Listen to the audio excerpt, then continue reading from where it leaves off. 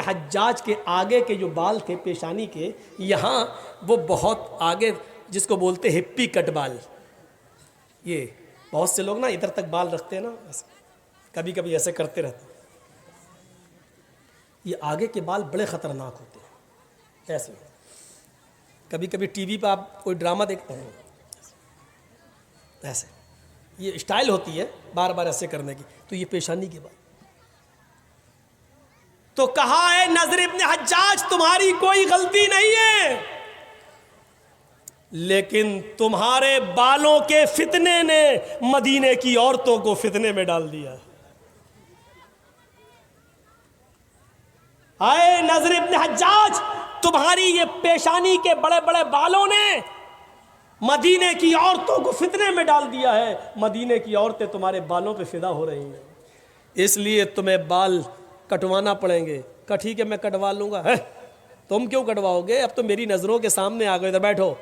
حجام کو بلایا، کہا پورا ٹکلا کر دے. بالکل ویسے ہی کر دیا جیسے ہمارے اس دیش کے، نہیں بولوں گا کیس ہو جاتا ہے. بولتا مالدہ میں ہوں، کیس اٹاوا میں ہو جاتا ہے. وہ سمجھ گئے ہوں گے آپ کون کون ہیں. چلو مہاتما گاندھی سمجھ لو، بس ہم نام نہیں لیں گے دوسرے کا. بالکل ٹکلا کر دیا ان کو. حجام آیا ہو اس طرح چلا کے پورا ٹکلا کر دیا. اب حضرت عمر فاروق نے ان کے اوپر ایک امامہ باندھ دیا، صافہ. لیکن خدا کی قدرت دیکھو، جب امامہ باندھا تو وہ پہلے سے اور زیادہ خوبصورت لگنے لگی. ہوتا ہے اب جب امامہ باندھا تو وہ پہلے سے زیادہ خوبصورت. پہلے تو ایک عورت مر رہی تھی، اب 10 مرنے لگی ان کے اوپر. حضرت عمر نے ان کو دوبارہ بلایا، کہا نضر ابن حجاج، تمہارے حسن و جمال نے، تمہاری خوبصورتی نے ہی مدینے کی عورتوں کو فتنے میں ڈال دیا. اب تمہارا ایک ہی علاج ہے. کہا کیا؟ کہا تمہیں اس شہر سے نکالا جانا ضروری ہے. حضرت عمر جڑ کاٹتے تھے، برائی کی جڑ.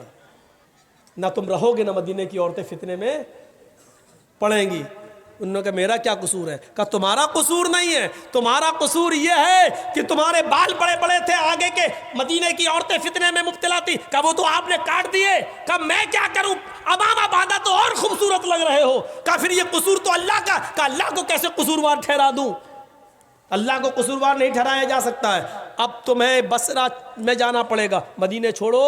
اور ان کو مدینے سے نکال کر بصرہ پہنچا دیا گیا کہ جاؤ اور یہاں دین کی تبلیغ کرو اور مدینے کی عورتوں کو فتنے میں مت ڈالو.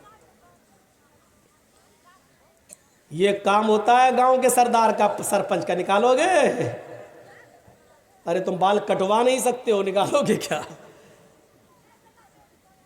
قرآن میں آیا ابو جہل کے بارے میں، لَنَسْفَعًا بِالنَّاسِيَةِ، ہم اس کو پیشانی پکڑ کر جہنم کے اندر ڈال دیں گے. لَنَسْفَعًا بِالنَّاسِيَةِ، پیشانی یہ ماتھا تھوڑی پکڑا جاتا. پکڑ کے دکھاؤ. پکڑ گیا؟ نہیں پکڑ پاؤ گے. کیسے گھسیٹو گے؟ تو پیشانی سے مطلب کیا ہے؟ یہ بال، ماتھے کے یہ بال. فرشتے ان بالوں کو پکڑ کر، جو سامنے کے آگے کے بڑے بڑے بال ہیں، ان کو پکڑ کر گھسیٹ کر ان کو جہنم میں ڈالیں گے. اس قرآن کی سائز سے پتہ چلا کہ آگے کے بال زلف جس کو بولتے ہیں، یہ بڑے بڑے بال ابو جہل رکھا کرتا تھا. ابو جہل کی پہچان تھی. اور ابو جہل کے بارے میں اللہ تعالیٰ نے یہ فرمایا، نوجوانوں آگے کے بال بڑھا کر ابو جہل کی صفت اپنے اندر پیدا نہ کرو.